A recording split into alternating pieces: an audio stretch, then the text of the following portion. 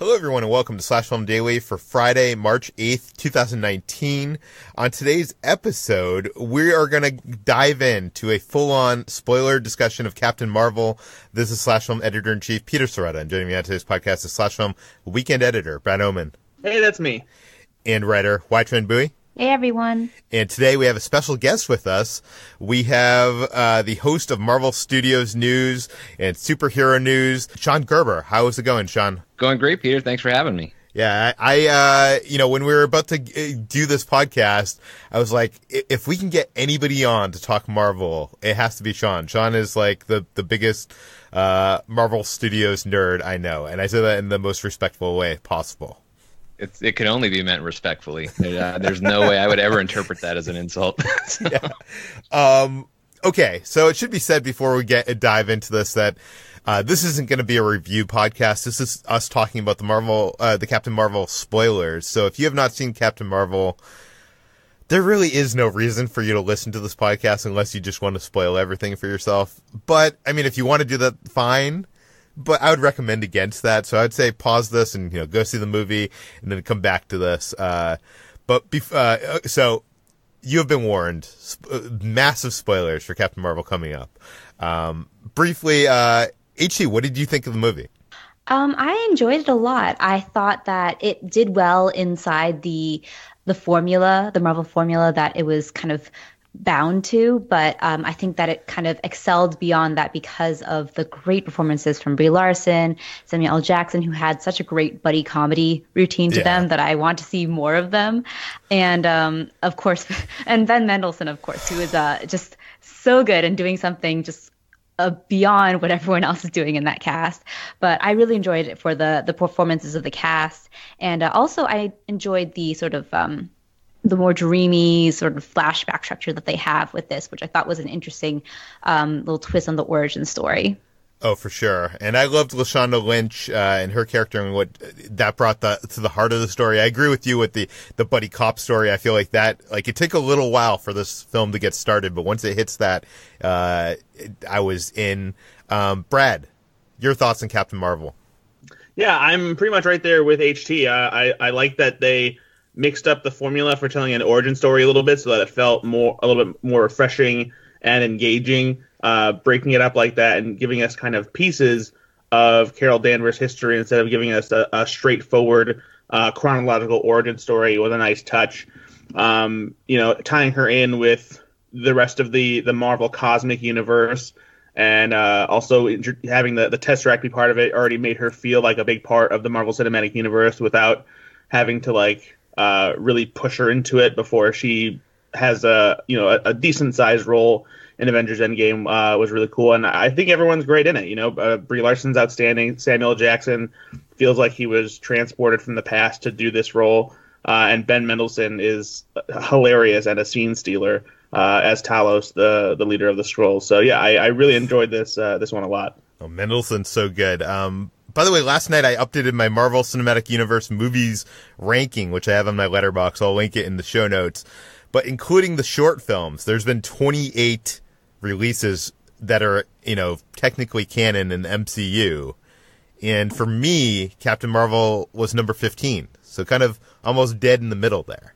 Yeah, I'd say that's about right. I feel like it's a good middle tier Marvel movie. Yeah, Sean, what do you think? How does Captain Mar-Vell stand in the Chronicle of the MCU? I love Captain Mar-Vell. I think it's great. I think this movie runs deep thematically on a lot of different levels. It's not a review show, so I won't get into all of that, but some of it's going to naturally come up in the conversation. Yeah. But I think this is a really, really great movie. I think it actually breaks from... I've always thought the Marvel formula thing was overstated anyway, but in this case, I think it actually breaks from formula even more so than a lot of other MCU films. This one feels more like just wonderfully weird classic science fiction to me. So, but as far as where it stands in the pantheon of the MCU, it's above the middle of the pack. I don't know that it's up in the top tier of my top 5 or whatever for the Marvel Studios or for the Marvel Cinematic Universe, but it wouldn't be very far outside of it. So I have this one probably a lot closer to the top than maybe you guys do. Yeah. I need to ask this, Sean. What is the number one Marvel Cinematic Universe film on your list? I've honestly got Black Panther and Avengers Infinity War deadlocked right now. Oh, really? Yeah, Black Panther has by far and away the best standalone that Marvel's done, and Infinity War the best of the team-ups. And it really is hard to compare the two because they have to do such completely different things. Yeah. And it's not just being a prisoner of the moment. I mean, I sat with both of those films many, many times in the theater and many, many times since. But yeah, I think Black Panther and Infinity War, they top the list right now. I have to ask, HT, what is your favorite MCU movie? Oh, Black Panther. I think it does so much with what it has, and not more than just being a timely film. It just juggles all of these different elements in a way that feels very effortless. And Brad, what is your top favorite? Oh, mine's Guardians of the Galaxy, and that's objectively the correct answer. I am with you, so I agree there. Mine was Guardians for a long time, so I guess I was right for a period of time in my life about the MCU. Sorry, guys. I do feel like you can't dispute this, HT and Sean, that Guardians, I think, is the most rewatchable of the films. I've got Guardians and the first Avengers. That's another one where it's tough for me. But yeah, I probably rewatched the two of them about the same amount of times, or Avengers maybe has a slight lead only because it was out 2 years before. Yeah. Okay, let's jump into spoilers now. Let's start off with Stan Lee. How great was this tribute that the movie opens with, like the Marvel Studios logo, but it's all Stan all the time, and it's not just all of his cameos; it's also like behind the scenes footage that we've never seen. Yeah. This is the greatest thing ever. Just the best. Yeah. No, I almost teared up when that came onto the screen. Which is like this movie hasn't even done anything yet, and I am spent. We should talk about his cameo though. That's this is probably one of his most interesting Marvel Cinematic Universe cameos because it's the first time that we know of that he's playing himself, right? No. I thought that was awesome. I didn't completely realize it at first, because I saw the script and I made the connection, and I was like, oh wait, yeah, duh, it's 1995. That's like it was just hilarious. It was just a really clever way of having Stan Lee in there. And yeah, you're right. I think that you're right. It is the first time Stan Lee is playing himself because he was obviously learning his lines to play himself in Kevin Smith's Mallrats during that time. And yeah, so it's a cool little cameo for sure, and it's a nice send off in that regards. At least if this is the last cameo, I think maybe he has one in Avengers Endgame still, but it works so well in this movie. Yeah, I liked how understated it was, and that it has layers. Like the Mallrats sort of is like kind of fun film trivia thing, and like having Brie Larson have that tiny smile at the end was really nice as well. Yeah. Is it really him the whole time though? I don't think it's him. Yeah, I think that. Yeah, there's a double that's holding the Mallrat script to his face. Yeah, I thought that too because I thought that it looked kind of odd, even though you do see his face. But yeah, I think that they had to fudge that a little bit. Yep, and I don't know if it's because I think he would have shot for Captain Marvel, but they probably added the Mallrats thing. They probably decided to add that after he passed because that's got to be a double. That's not his head really? Behind that script. Yeah, when I was going to say, when I talked to the directors, they said that they wrote that in the script, that it was Mallrats. So I'm wondering why they would use a double. I do agree there was something weird going on there. It doesn't look like him. The back of his head coming out of that script. I'm wondering if maybe they had to fix something because they did say that they made it a little bit less of a comedic moment. So I wonder if originally his face wasn't hidden. Maybe. And so that's why they had to redo it so that they could have that little moment where like they reveal that it's Stan Lee and then she gives him that smirk. So, but yeah, I'm not sure. Yeah, they definitely had him on the train. You can see that, but yeah, I think they must have had to fix something after the fact. And Sean, maybe you can correct me if I'm wrong, but I thought previously they said that they shot the Stan Lee cameos during Infinity War and Endgame, like they shot like a bunch of them together, but this was shot in LA.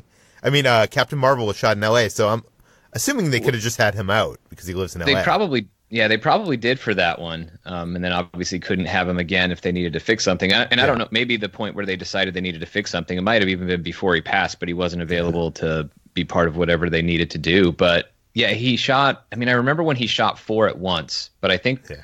A lot of those, we're at more movies than 4 now since that happened, so Captain Marvel probably wasn't one of those 4. Yeah. But I think Infinity War and Endgame were among those 4.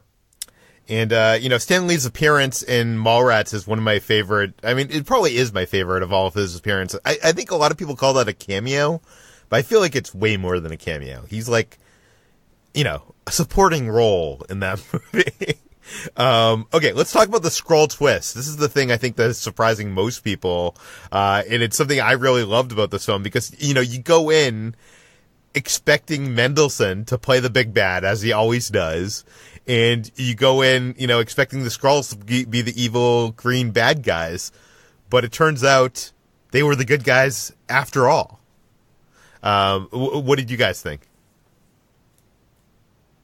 I really love this twist. It was so refreshing to see Ben Mendelsohn not playing a villain, like you said. And he makes the most out of this role that just kind of evolves throughout the film. Like he plays sinister well, but then he also lends a lot of heart to that character towards the end. And you're like, wow, he has a lot of range. Hopefully he'll stop being cast in villain roles.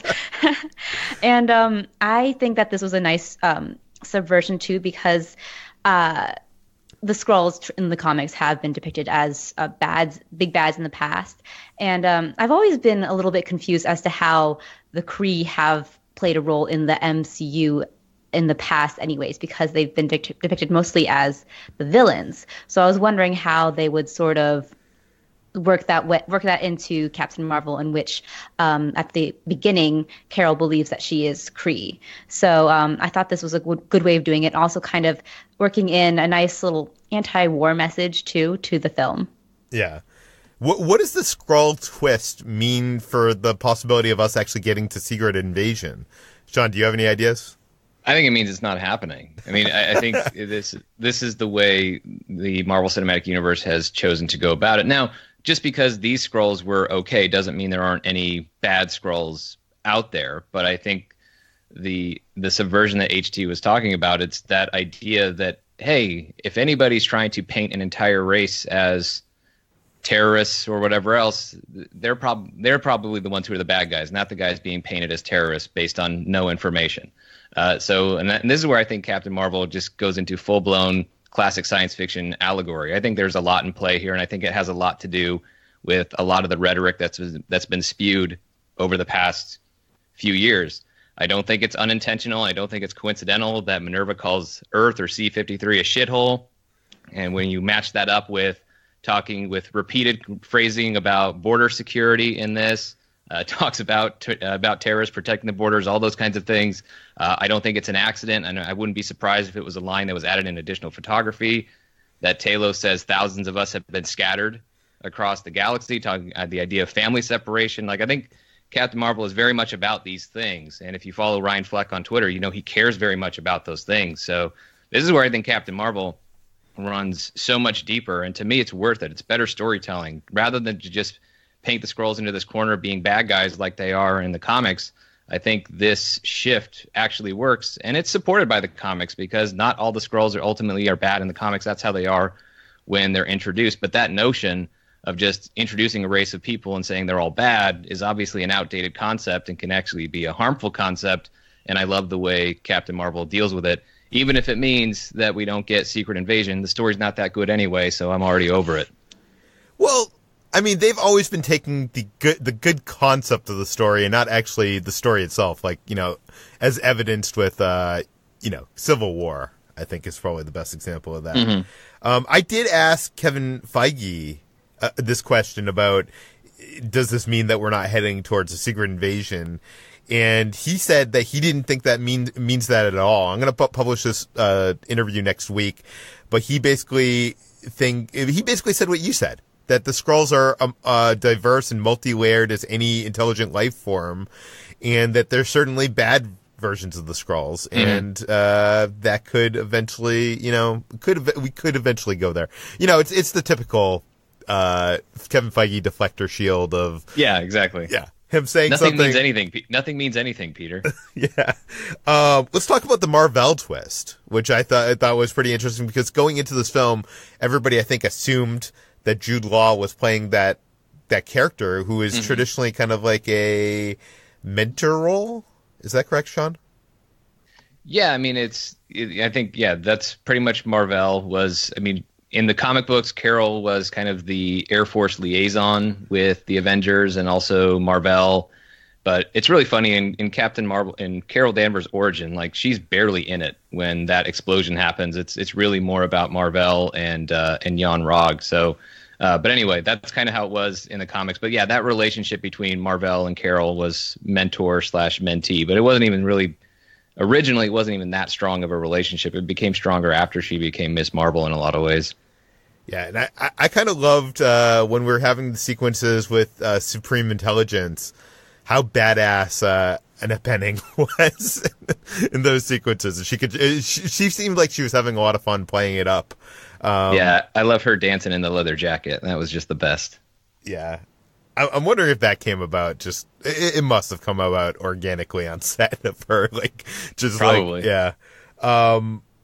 I guess let's move on let's talk about Monica, because a lot of people, I think, seeing this film probably don't know that Monica Rambeau, is kind of an important figure in the future of the MCU. And I'm talking about, Maria's daughter, who we see interacting with, Carol Danvers, basically, she, Captain Trouble, I think she calls her, right? Or Lieutenant Trouble. How does she, like, what should we be expecting for her in the future of the MCU, Sean?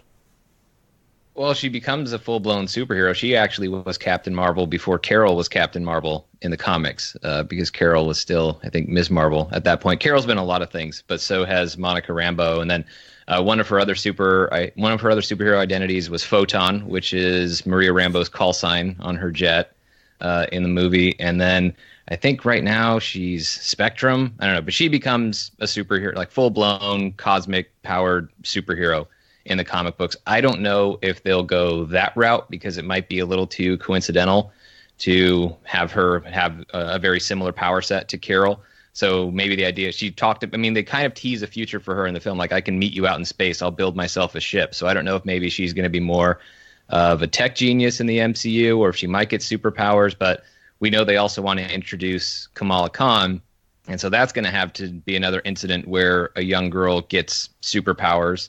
So I don't know how many of those things they want to have happening all in this one franchise. But there should certainly be a future for Monica Rambeau. And I actually hope that DeWanda Weiss gets to play her, because DeWanda Weiss was originally supposed to be playing Maria Rambeau in this film, and she had to drop out because of scheduling with her Netflix show, She's Gotta Have It. So that's when Lashana Lynch came in. So I hope now when it comes back around for an adult Monica set in the more the present day MCU, I hope DeWanda Weiss comes back into the picture for it. Oh, that'd be interesting. I was saying in our Slack channel earlier today that the only thing that disappoints me about them doing a sequel to Captain Marvel is I think they're probably going to jump back to, like, the current timeline after Endgame. And we can talk about that more later, but that disappoints me because one of the things I kind of loved about this movie is I loved the sisterly friendship relationship between Carol and not Monica, Maria. Yeah, Maria. And also, her daughter, Monica. And I feel like, Monica is 11, in this. It says that, it says so in the credits. So in our current MCU timeline, she's like 35, 36 or something like that. So yeah. if Carol comes back down to Earth, there's a big chance that Maria is probably maybe dead, or would not be played by the same actress, I assume, unless they can, do the opposite of the de-aging technology. Well, there's been plenty of makeup for aging people up, so I think they can. They've done it for Haley Atwell plenty of times for Agent Carter and not Agent Carter, just the Captain America movies. Yeah, but I want to see more of her and the kid, and I feel like her and the 36-year-old is not as exciting to me. No, that's probably fair. In response to your speculation about Kamala Khan, in Agents of S.H.I.E.L.D., I wonder if they'll pick this up in the MCU, but they have a whole subplot of the Inhumans in Agents of S.H.I.E.L.D. in which they introduce the sort of the Kree, genetics through this widespread. I can't remember what it was. It was like crystals that were swallowed by fish. Yeah, and then like people ate fish pills. Yeah, that's what it is. Yeah. And so a lot of people with powers are popping up around the world, and I don't know if they'll pick that up in the MCU, but that's a possibility. After the Inhumans show. Yeah. I think that bridge got burned. So I think Marvel Studios, because Kamala Khan, you're right, she's an Inhuman in the comic books. That's how she gets her powers. It's weird. It's in the big event Infinity from 2013. There's a fight between Black Bolt, the leader of Inhumans, and Thanos. And spoiler alert, he blows up a Terrigen bomb that sends this cloud all over the world. It was back when Marvel Comics was trying to use Inhumans to replace mutants, and now that's dead because Marvel Studios is going to have mutants. But Kamala Khan was one of the people affected by that cloud. That was how she got her power. She's an Inhuman. I think they will change the portion of her origin that is an Inhuman from Marvel Studios, because it's already too cluttered to try and incorporate what they did on Agents of S.H.I.E.L.D. plus what they did on that awful show a couple of years ago. So I think that's burned. So I think, and who cares? No one saw that, Sean. No one saw that show. Well, but I think the other thing with Inhumans is it also kind of tracks with Eternals. It overlaps with Eternals too much, because Eternals is Celestials experimenting on human beings, or Proto-Sapiens, that becomes Eternals. So now if you have Kree experimenting on humans, and we have Inhumans, and plus we're going to have mutants in there, we're going to have too many different species of all these different things that are all very similar. The result of aliens experimenting on humans or almost humans. So I feel like that just gets too convoluted and also too redundant across these different things. So I think Inhumans are just kind of going to be on the outs for a while, and so I think Kamala Khan gets a different origin. But Inhuman powers are still Kree in nature, which Carol's are. So you could still have some other inciting incident that still ties it back to the Kree, and I think that's close enough. Or now that now that the word mutant is allowed in the Marvel Cinematic Universe, or it will be soon, you could have Kamala Khan be a mutant. You could go either way. Her being Inhuman, I don't think, is central to her character. There are many other things that are much more important to who she is. Yeah, let's talk about the Tesseract. Brad put this article up that's going to be on the site this afternoon, talking about the end credits and a bunch of the spoilers. And I know a lot of people, when I was coming out of my screening, a lot of people were kind of confused as to how did Lawson get the Tesseract, because didn't the Tesseract go down with Captain America in the first Avenger? So Brad, explain to us, how is the Tesseract in this movie? Yeah, I mean, it's actually a pretty simple explanation. It's probably hard to remember since, we've had 10 years of movies in the Marvel Cinematic Universe since then. But S.H.I.E.L.D. actually came into possession of the Tesseract after they, around the time they found Steve Rogers in the ocean, because the Tesseract actually fell out of the ship that Steve Rogers was flying and crashed in the Arctic, where he ended up being frozen. And Howard Stark actually ended up finding it on the floor of the ocean. So he's had it, and so by association, S.H.I.E.L.D. has had it since he's one of the co-founders of S.H.I.E.L.D. this entire time. So we don't necessarily know all the stuff they've been doing it with this entire time, but we can assume that since Wendy Lawson or Mar-Vell was working on the Pegasus project, which is part of S.H.I.E.L.D., that at some point it was handed off to her to either continue the kind of work that Stark was doing, or because she could do something more with it that Stark never could, or something like that. So there's decades where what was being done with the Tesseract is unaccounted for, but the fact that the Tesseract was in the possession of S.H.I.E.L.D. makes perfect sense in the timeline of the MCU. Yeah, they've literally had it for 50 years in the timeline of the MCU. Howard Stark finds it like right when they're first looking for Steve. Yeah. Because it's Dominic Cooper, Howard Stark, that finds it. Yeah. And then at that point, it's another 20 years before Nick Fury decides to do some scientific testing on the Tesseract. Well, I don't even think that it's that, because I'm sure that they work on it after Goose pukes it back up. But it's really they're working on it, to create those weapons and everything. So who knows how long it would take for them to figure that out, since Nick Fury is not a scientist or anything like that. And I'm sure the technology in the 90s wasn't necessarily up to snuff for them to be able to do stuff like that, since Wendy Lawson had only just figured out how to create a light speed engine on Earth, despite, being from space. So I'm sure it was difficult to do that. But the Tesseract itself, too, was essentially dormant during that entire time, too, because there's a line in Avengers where the Chitauri said the Tesseract has awakened, and that's how they know where it's at in the Avengers, and they send Loki to go get it. Okay, you mentioned Goose the cat. We should talk about Goose the cat, who in the comics, by the way, was named Chewie. I talked to the directors about that. I'm probably going to play both of these interviews, my interview with the directors and Feige next week on the podcast sometime, but you can read it on the site right now.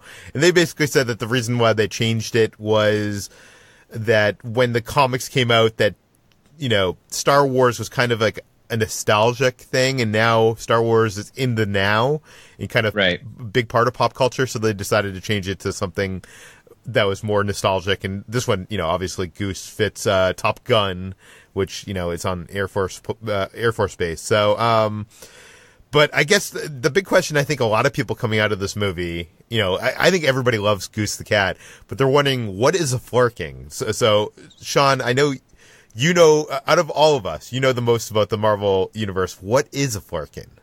It's exactly what you saw. It's a thing that looks like a cat, but then has gigantic tentacles that come out of its mouth, and it can swallow things because inside its body are pocket dimensions. So that's why it won't bloat like a snake that just ate something. Like, it just has pocket dimensions. It's super weird. It can also lays eggs to reproduce, and there can be lay over 100 of them at a time. It was really interesting to see the whole idea of the Flerkin even in this, because that was introduced in comics only 5 years ago. So if you go back to when they were scripting this, I mean, it was only a couple years old at that point. It was part of Kelly Sue DeConnick's run, and of course that she was the one who gave the cat the name Chewie. I actually like the name Goose a little bit better. I agree with the directors on their choice, and I was actually happy to hear from your interview that it was their choice and not another situation where Lucasfilm just didn't want a Star Wars reference being in there, like they told Wreck-It Ralph that you can't make fun of Kylo Ren. I was happy that it was the director's choice. But yeah, there's really not that much more explanation. It wasn't that deep in the comics as far as what the Flerkin was. The only major difference in the storyline is it was Rocket was the one who identified that it was a Flerkin and not a cat, and Carol had no idea. And also the cat was Carol's cat. It didn't come from Mar-Vell or any other character. See, I had assumed when watching this movie, and I knew nothing about Flerkins from the comics, but I assumed that the Flerkin was something that inhabited a earthly cat, like it was something that went inside the body of like a different creature as kind of a what do you call that? Like an inhabitant of the creature. But when I was talking to Kevin Feige, he basically said no, Flerkins look like cats, and that's how they are in the comics as well, I assume. Yeah, that's what they are. So it's similar to Rocket, which is why in the comics it was interesting to have Rocket be the one who identified the Flerkin, because Rocket is not a raccoon. He's a being that looks like an Earth raccoon, but that's not what he is. And Goose/Chewie, it's the same thing with a Flerkin. Another question I've heard a lot of people asking after my screening is, why is Goose at this government base roaming around free? Why is she there? And I actually know the answer to that. That's because she's actually the pet by Wendy Lawson. And when she died, the Flerkin, I guess, just roamed free around this base. So there's the answer to that.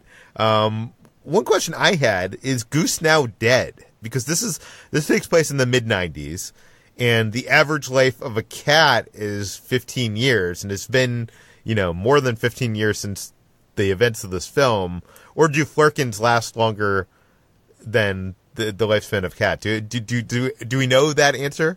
There is not a definitive answer to that. Chewie is still alive in the comics, although, again, that was all introduced within the last few years in Marvel Comics canon, so the lifespan of a cat has not elapsed. So the issue hasn't really come up in the comics as far as how long a Flerkin would need to live relative to the lifespan of a cat.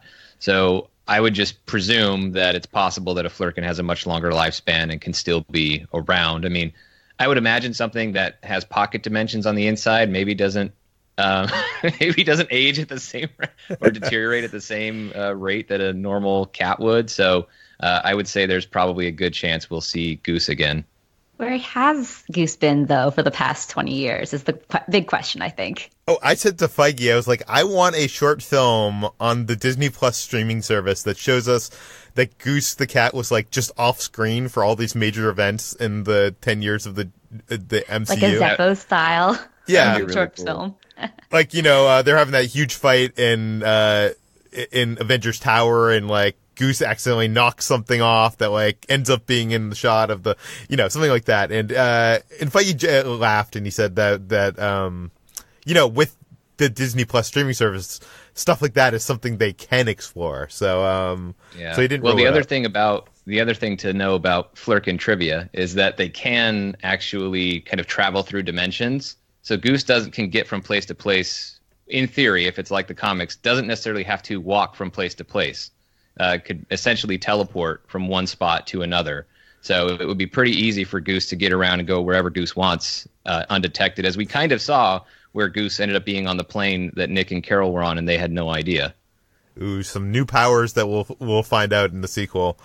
I wanted to ask you guys what you thought of Nick Fury's eye injury, because I think this is where Marvel, I think, is doing a prequel right in, comparison to like the Star Wars prequels. Like, sure, we do get an answer to how Nick Fury got his eye injury, but it's in a way that it's not in a dramatic way. It's not a huge moment. It's in a way we least expected it. HG, do you have any thoughts on his eye injury?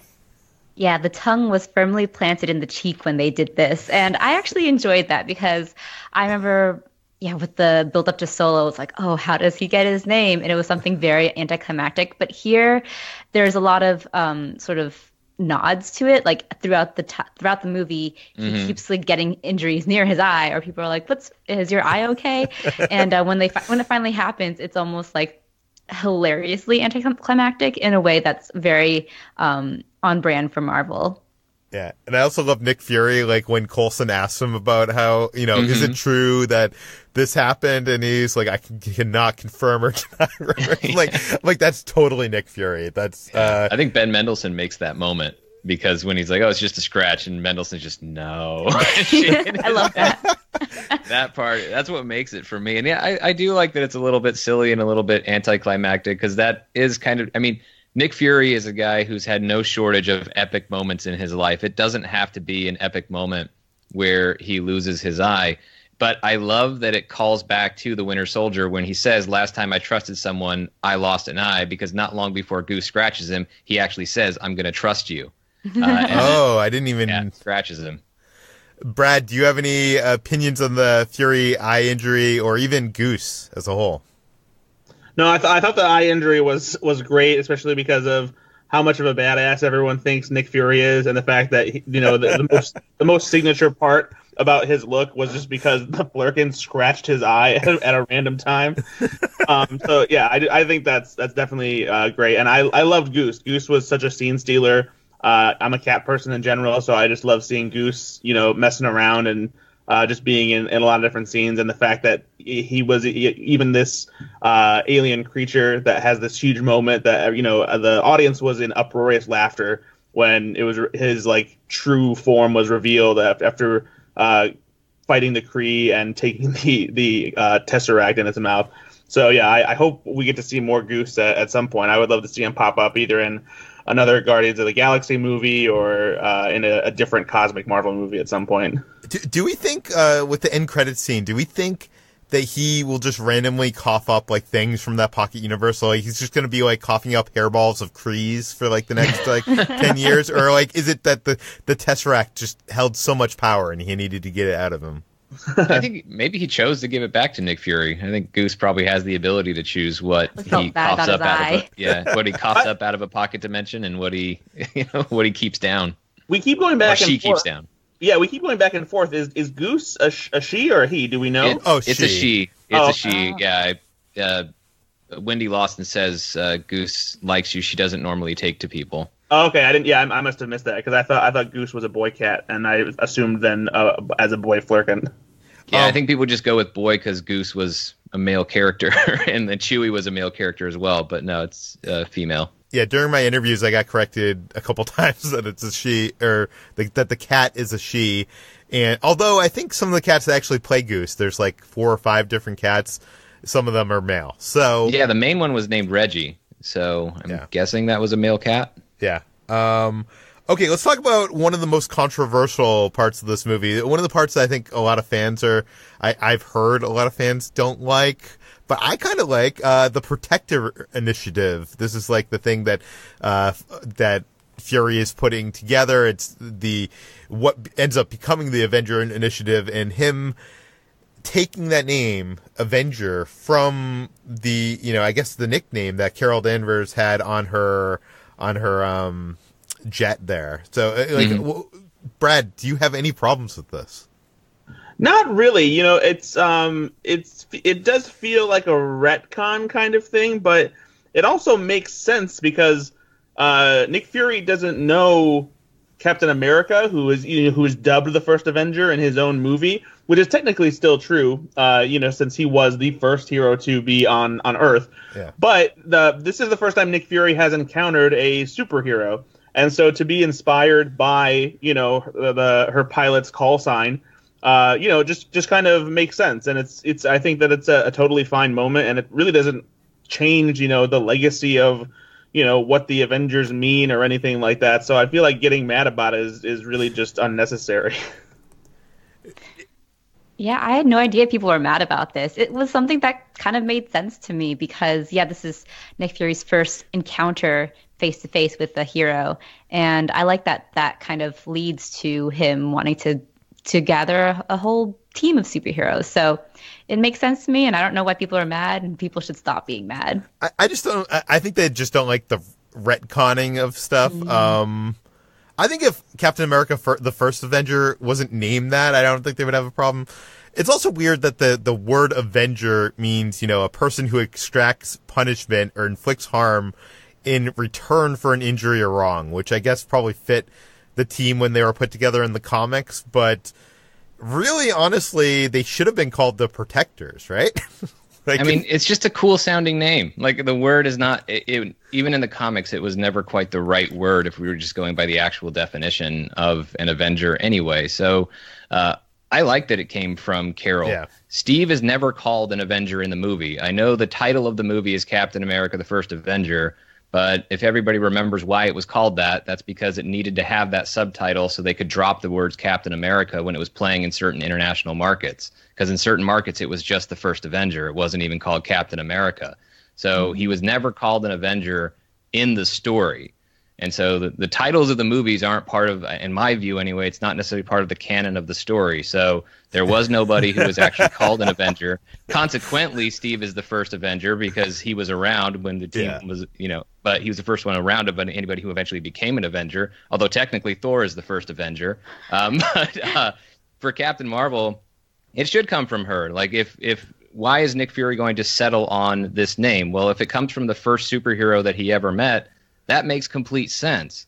And to HT's point, like, if you are mad about something like that, your life must be awesome or terrible. But either way, you need to find better things to get mad about. Yeah. Let's move on. Let's talk about the end credit scene. I'm talking about the mid credit scene, which, by the way, should have played as the end credit scene, in my opinion. Like, I feel like Marvel is starting to put the more important credit scene in the mid slot because they're just worried that people are not going to stick around to the very end of the credits, and then they put the jokey one at the very end. And people still don't. People bailed last night after the mid. They're right. After the mid credit scene during the Thursday night showing last night, I saw a bunch of people get up and leave. Yeah, and not just that. I saw it at the first press screening here in Los Angeles, and I think probably half of the theater. This is, movie critics and press that cover these movies for a living. They've seen every single one of these probably, and half of them left the... I don't know. It's only been 11 years, though. You can't expect people to pick up on a pattern. Okay, let's talk about the mid-credit scene. This is a scene that was shot by the Russo brothers during the production of Infinity War or Endgame. I confirmed that with the Kevin Feige. That'll be in my interview running next week, which has a lot of spoilers, so I haven't published it today yet. Brad, you wrote up the scene for the site. What happens in the scene? Yeah, the scene is literally a direct setup for Avengers Endgame. It begins with a close-up on the beeper or pager that Nick Fury was given by Captain Marvel as a way to call her just in case of emergencies only. But it suddenly turns off, and as we pan away from it, we see the surviving Avengers from the end of Infinity War at Avengers HQ looking at all of their holographic interfaces about the death toll and people that are gone and missing after the snap of Thanos at the end of Infinity War. And as Bruce Banner and Natasha Romanoff and Steve Rogers are all looking at this information, Rhodey comes in and tells them that thing and whatever it was doing, it just stopped doing it. So they go to take a look at it, and we see that they've hooked it up to like a power source so they can keep it running. They don't know where the signal that's coming from it is being sent out or what purpose it served, but they know that Fury had it, and it was something that was important to him. And Black Widow, Natasha, says, I want to know, who's on the other end of that thing. And as soon as they turn around, Captain Mar-Vell is right there in front of them in HQ, and she only says, "Where's Fury?" And she looks very concerned. That appearance almost plays as a joke for me. I feel like it was not shot 100% correctly. Like, I don't know, it plays almost comedically, her appearance. Like, it's like almost like a cartoon of some, the Roadrunner running into the scene, that kind of thing. Sean, do we know what those power sources that are powering the pager are? No. I mean, I don't know what any of that stuff is. Yeah. We do know what happens after this, though, apparently, because there was a screening of some footage from Avengers Endgame that happened during an investors conference yesterday. Brad, what do we know about that? Yes, the footage that played during that shareholders meeting actually feels like it's basically a continuation of what would happen after Captain Mar-Vell arrives at Avengers HQ, or at least a few minutes after she's been there for a while and they get their introductions out of the way, because all of those same characters are in Avengers HQ and they're talking about what to do, and Captain Mar-Vell is very much gung-ho about, okay, well, let's go find Thanos and kill him. And Nebula is there, which is a change from the scene that we saw at the end of the movie. So she's somehow come back from space and has found the Avengers, and she tells them that she thinks she knows where Thanos is. It's this place called, quote, the Garden, which is where we saw Thanos at the end of Infinity War, sort of as his calm celebration after victory. And so they basically decide to go do that with Captain Mar-Vell. And we get to see a little bit of Brie Larson's cockiness, it seems, as far as being a superhero, because Bruce Banner asked them, what's going to be different this time? Basically we just got our asses kicked. And she says, well, you've got me this time.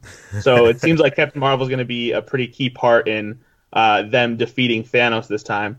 But it's interesting that they, revealed a scene like that to Disney shareholders so early, because it seems like kind of a big deal for them all to get back together and just immediately go out to kill Thanos. So we've already heard that the marketing for Avengers Endgame will very much be mostly footage from the first act of the movie. So if this is something that happens pretty early on in the movie, there's a lot that we still don't know about what will happen in the second and third acts of Avengers Endgame. So whatever happens with Thanos in this rematch clearly doesn't fix everything like we're thinking it might.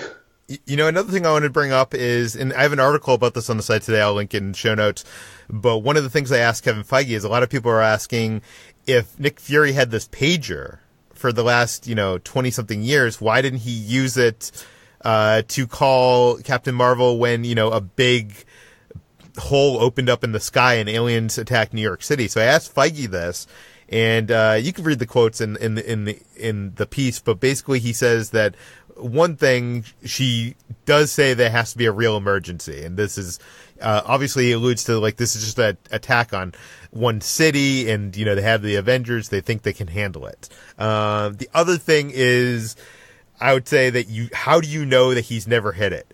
How do you know that he's never pushed it before? We've never seen him push it before. That doesn't mean that he never did. So, I mean, that could allude to maybe there is a Captain Mar-Vell sequel here, that there was a time where he had to push it and she came to Earth after this, but before the Avengers. True. Is that a possibility, do you think, Sean? I think so. I mean, Fury's scale of emergencies, like his pyramid of emergency situations, is different than what most of ours would be. So, yeah, I mean, especially at the time of the Avengers, the Chitauri invasion, he knew he put together a response team. He believed they would come together. And I think if they lost to the Battle of New York, he would have hit the button on the pager, but they didn't lose. So you could certainly say that Fury had every excuse to hit the button during the Chitauri invasion or during Sokovia with Ultron. And it's a valid point, but ultimately he wasn't wrong to not use the pager because the Avengers won. And we also know that it takes Captain Marvel a little bit of time to get back, because this was not 2 seconds that it took for Captain Marvel to answer the page anyway. I mean, this is relatively soon after Infinity War, because we still see Steve's got his beard. He's not clean shaven like he was in the first Endgame trailer, and we can still see the death toll or the missing toll just shooting up by the second as they're all watching those graphics on the screen at Avengers Compound. So this is still relatively soon, but it's not immediate. It would have taken them time to find the pager, get back to Avengers Compound, and then bypass the battery and whatever else they were doing with their pseudo-techie science stuff. But yeah, like there could have been a different time where he hit the pager, or maybe he hit the pager for New York and Sokovia, and then by the time she showed up, he was like, never mind. Like, we got it.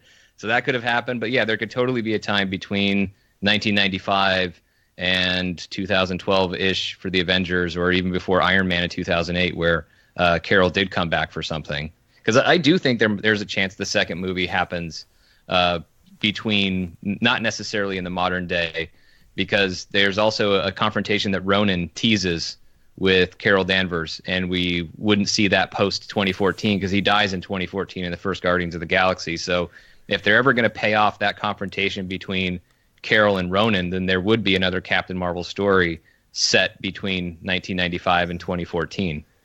HT, what would you like to see in the sequel?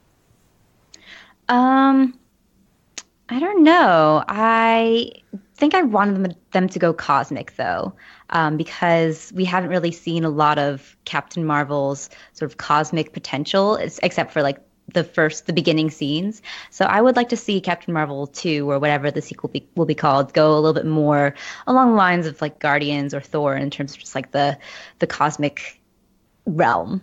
Brad, how about you? I think that the thread that they set up in this one with Ronan is interesting, even though Ronan as a character isn't a particularly great villain. But we do know that at some point he has to be banished by the Kree and sent off to whatever tomb is that he gets recovered in, and to come back in Guardians of the Galaxy.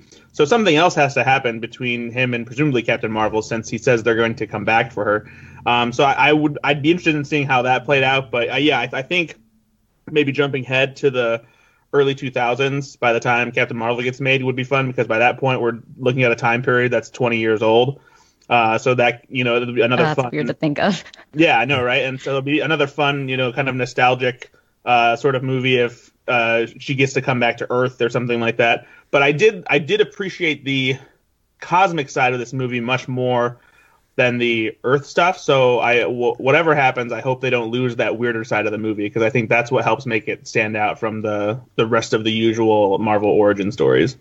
Yeah, we should also say that Jan Rog, Jude Law's character, is kept alive at the end of this movie, and sent back home as a warning, which seems like a bad idea to me, right? Like, I'm like, Carol, that does not seem like a good idea. Why not?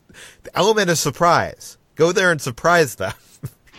But so I would assume that he would be a part of the sequel as well. Sean, do you have any ideas for the sequel? I lean more towards cosmic. I mean, they've teased the confrontation with the Kree, so I would rather just see her, though, to that point, though. We saw plenty of Earth in this movie. We're going to see her on Earth in Avengers movies going forward, not just Endgame, but presumably in the new Avengers team that comes out of Avengers Endgame. So there's going to be plenty of opportunities for Carol on Earth, and she fits there just fine, but I also want to see the cosmic stuff. So I would like to see her take the fight to the Kree, because that's what was brought up. That's what was teased at the end of this one. I'm not super excited about another confrontation with Ronan, because I know it won't really be the end of his arc anyway, and it won't be like she's gonna deliver the final killing blow to Ronan, because we know that happens in Guardians of the Galaxy. So I'd really like to see it escalate now to a battle with the Supreme Intelligence and more of the Kree, and because I want to see the Supreme Intelligence in its comic book form, and I like that. There's a line from Jan Rog that actually leaves it open, because if you don't know in the comics, it's just a giant floating head. It's like Zordon from Power Rangers with a bunch of tentacles. I like it, but anyway. That's what I want to see in this. But there's that line from Jan Rog where he says, no one gets to see the Supreme Intelligence in its true form. Well, that means it has a true form. So that I still hope to actually be able to see that. And a Captain Marvel sequel is probably the best spot for it. And she clearly still has unresolved issues with the Kree. So I feel like the story is kind of begging to go there. But long term, I would love to see Captain Marvel doing what she's done more recently in the comics, where she's heading up a space station and Alpha Flight, like in orbiting above Earth, and just kind of leading the charge in the cosmic superheroing in Marvel Comics. So I'd love to see her do that in the MCU. I know we've gone way longer than expected, but I have two more things I wanted to touch on. The first That's of which, totally my fault because you had me on the show and I am not brief. So, no, it's fine. I think people will enjoy all this Marvel nerdiness. The Captain Marvel at the end of this movie is unchained, and we get to see the full extent of her powers. And the full extent of those powers are kind of demonstrated in that last sequence with Ronan, where she basically takes out a Kree warship. I would consider like it's almost as if you took out a Star Destroyer with an X-Wing, which would be ridiculous. But it's a bad Last Jedi joke. No, but like it does seem like she's like super powerful, like almost too powerful. Mm-hmm. So I did ask Kevin Feige about this, and he basically said that the point of that sequence was to see her full power, her full abilities. But if in future installments we're going to start to see her limitations. Which I think is kind of interesting because she does have to have some kind of limitations here. So I'm wondering with you guys, like, are you a bit worried that she's like too all powerful? Like, I feel like if the Battle of New York was happening with her, she could end it in like 5 seconds. I think she's certainly powerful, but I don't think she's all powerful. I think like the closest equivalent could be like in the DC world, Superman, for example. Like he is the heavy hitter of the team. He is like incredibly powerful and again could like level cities with just like one look. And well, I think Captain Marvel has that potential as well. But they would never kill Superman in a movie. That would be ridiculous. Are you saying that we're going to kill Captain Marvel? No, I'm just saying he's not like he's so all powerful. There's nothing that could kill him, right? Like, why would they ever do that in a movie? That would be stupid. I'm sure maybe they'll find Captain unless there Marvel's was a spear that literally anyone else could have used. But anyway, yeah, I'm sure. Like maybe they'll introduce something that's the equivalent of what Superman has as a weakness or limitations, like you said. But I don't think for now that she is incredibly all-powerful. I think maybe like she has trouble controlling those powers still too. So we might see more of like how she learns to do that. But for now, I'm not too worried about like the strength of her powers. Brad, are you at all worried about the power creep going on here? No, I think at this point, in Marvel we trust. They know what they're doing. They're not going to create a character that's completely invulnerable. Obviously, she's still, a person or, a half Kree, half person.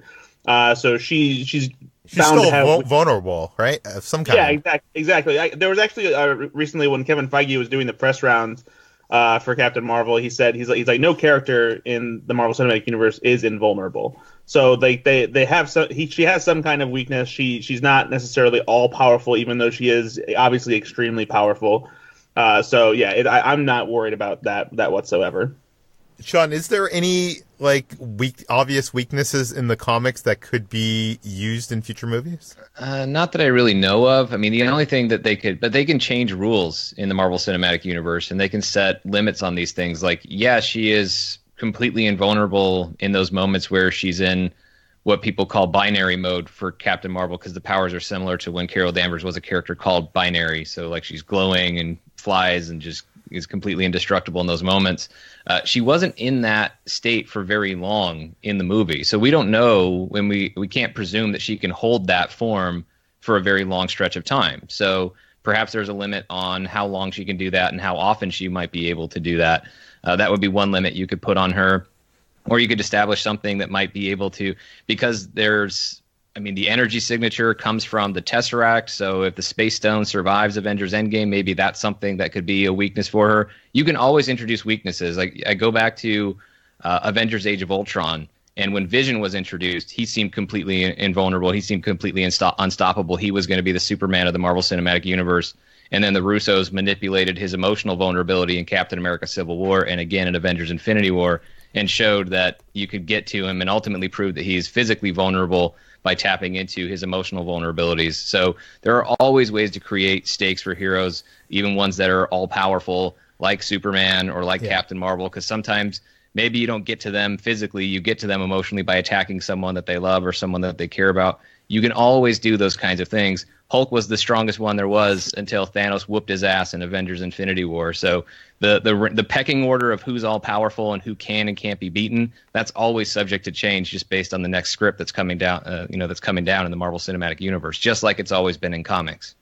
Okay, the last thing I wanted to talk about was the soundtrack. This movie uses 90s, hits as the soundtrack. Half of which I like, half of which I feel like are a little bit more on the nose, including the one that you pointed out in the Slack channel. Do you want to talk about that, Brad? Yeah, for sure. I like the idea of, obviously, a Marvel movie being set in the 90s, making use of a great 90s soundtrack. But to me, there were a few needle drops in this movie that just felt really forced, and almost in the same way that Suicide Squad soundtrack felt really forced. Like they were trying really hard to be Guardians of the Galaxy.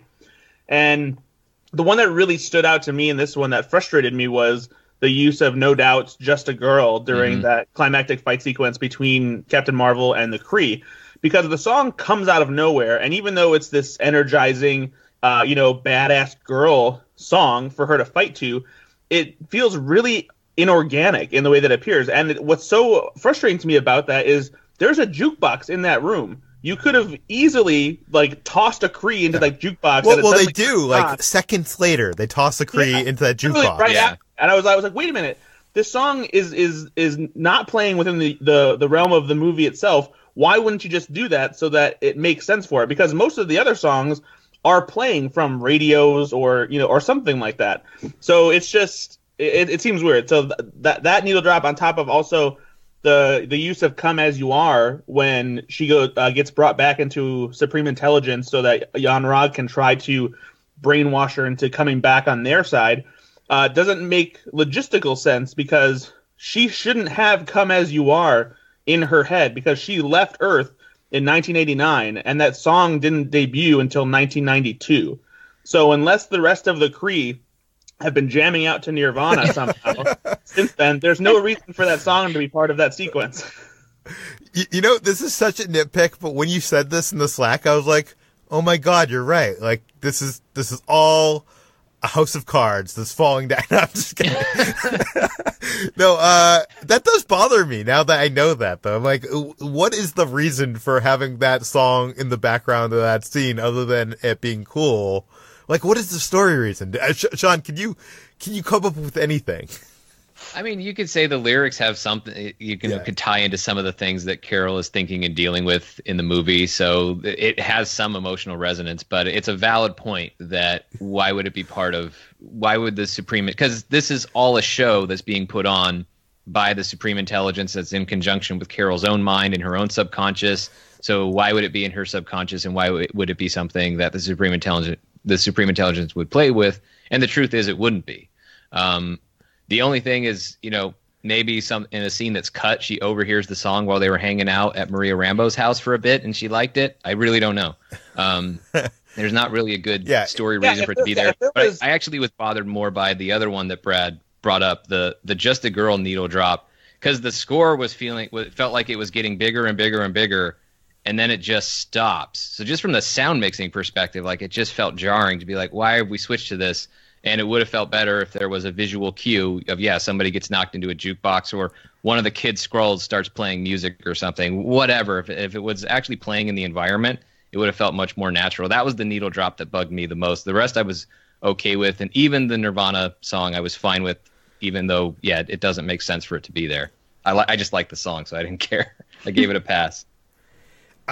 In my interview with the directors, it's funny. They were so it felt. Maybe it doesn't read this way, but it felt like they were kind of self-deprecating and not wanting to take credit for, when I was praising them. And one time I brought up the soundtrack, and it seemed like they knew that people didn't like this song choice in particular, because like Anna even like, she said that that song like they tried 200 songs in that place for that song. And even though that was like one of the first ones to be suggested because it was the most obvious choice, she said. But they came back around to that song. So it seems clear to me that they know that it is not being received well. Yeah, that was also my least favorite needle drop too, just because it feels very atonal with the rest of the film, where like the soundtrack, like the 90s soundtrack exists, but it doesn't feel quite as essential as the soundtrack does in Guardians of the Galaxy, for example. So having the needle drop at this very pivotal like fight scene feels just like out of nowhere. So I think we covered it all, right? Like, Sean, is there any nerdy Easter eggs that us, normal people, us people who, how many times have you watched Infinity War at this point? Infinity War? Oh, yeah. I don't know. Dozens of times? Yeah, enough to not be able to count it anymore. Us people who know how many times we've watched Infinity War might have not noticed. Is there any references or Easter eggs that would be interesting? There's some stuff. I mean, off the top of my head, I'm blanking, but Project Pegasus, like the base they're in is the base from the first Avengers movie. Like I don't think a lot of people are realizing that. Like they're driving through it. I don't think it's literally the same location that they shot at, but that's why they're going through an underground tunnel. They pull into an area that kind of looks like the area where you see Maria Hill confront the mind-controlled Hawkeye and Loki in the back of the truck. I mean, because if you didn't know ahead of time, like you should have known from the very start that the whole thing was building towards the Tesseract, because Project Pegasus was the Tesseract. Wendy Lawson it's a valid name because it's Wendell Lawson is Mar-Vell's Earth-based secret identity. So there was so they kind of incorporated that name as they did a little bit of the gender swap. I know there's other things too. There was another one that stood out to me when I watched it last night, but I'm totally not remembering it. But I guess that's an excuse for people to listen to my podcast. I don't know, yes. But I'll probably circle back to it. And Sean, there's all kinds of stuff in there. And Sean, where can people find your podcast? So you can just go to iTunes or wherever you get podcasts, Spotify, wherever. Marvel Studios News is the main Marvel show that I do. And then I also do writing on superheronews.com. And I also host a YouTube channel for superhero news. So that's youtube.com/superhero news. So you can find me in those places. And the Twitter for the Marvel show, Marvel Studios News, they won't let you have a Twitter handle long enough to incorporate that. So it's at Marvel Newscast. So HT, where can we find more of your work? You can find me writing every day at /film.com, and I'm on Twitter at Hoai-Tran Bui. And Brad, where can I find you? Always at the /film.com, and I also have my own podcast called Go Flix Yourself, FLIX. You can check it out on iTunes and other podcasting platforms. And I'm also on Twitter at Ethan_Anderton. You can find me at /film on all social media. You can find links to the stories you mentioned on today's podcast on /film.com and in the show notes. This podcast, /film Daily, is published every weekday on iTunes, Google, Overcast, Spotify, all the popular podcast apps. Please feel free to send us your feedback, questions, comments, concerns to us at peter@/film.com. Did we miss any insane Marvel Easter eggs? Send us an email. Please head on over to our iTunes page, give us a 5-star review, tell your friends, spread the word, and we will see you on Monday.